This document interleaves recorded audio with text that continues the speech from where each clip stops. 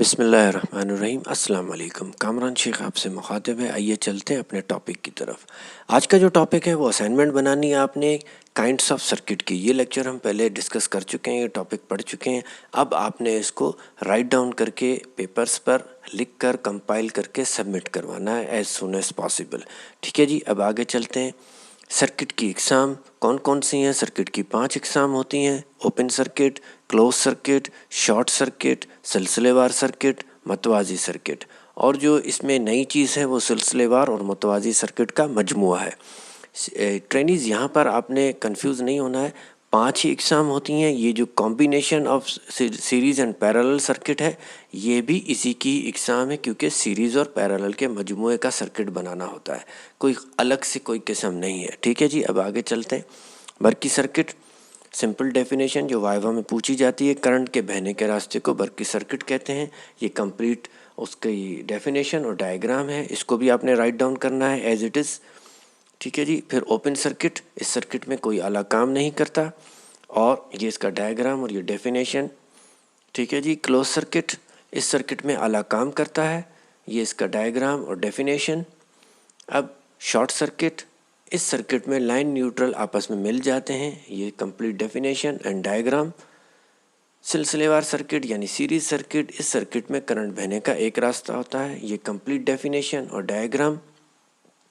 Parallel circuit, इस circuit में current बहने का रास्ता अलग होता है, ये कंप्लीट डेफिनेशन है और ये कंप्लीट उसका डायग्राम है। राइट डाउन कीजिएगा और उसको स्टडी कीजिएगा। अब है combination of series and parallel circuit. इसमें क्या होता है, इस सर्किट में करंट बहने का एक रास्ता सीरीज में और करंट बहने का अलग रास्ता पैरेलल में होता है। अगर किसी बरकी सर्किट में चंद मज़ाहमतें सीरीज़ में और चंद मज़ाहमतें पैरेलल में लगी हों तो इस सर्किट को सीरीज़ पैरेलल का मजमुआ सर्किट कहते हैं। देखिए, सीरीज सर्किट हम पहले पढ़ चुके हैं, यानी करंट बहने का एक ही रास्ता है, लाइन यहाँ से चली, इन बल्बों के थ्रू होती हुई यहाँ से बाहर निकल गई, यानी यहाँ हमने इसको न्यूट्रल कनेक्ट किया तो यहाँ से रास्ता चला, यहाँ से बाहर आ गया। अब इसी के साथ हमने किस तरह से कॉम्बिनेशन बनाना है पैरेलल सर्किट का।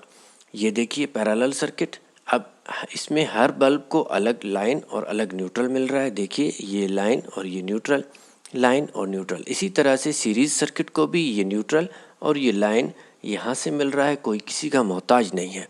अब ट्रेनीज़ यहाँ पर कंडीशन ये है कि अगर के ये दोनों अलग अलग काम करते हैं, लेकिन सीरीज सर्किट में अगर ये बल्ब फ्यूज़ हो जाता है या काम नहीं करता है तो सीरीज सर्किट ऑफ हो जाएगा।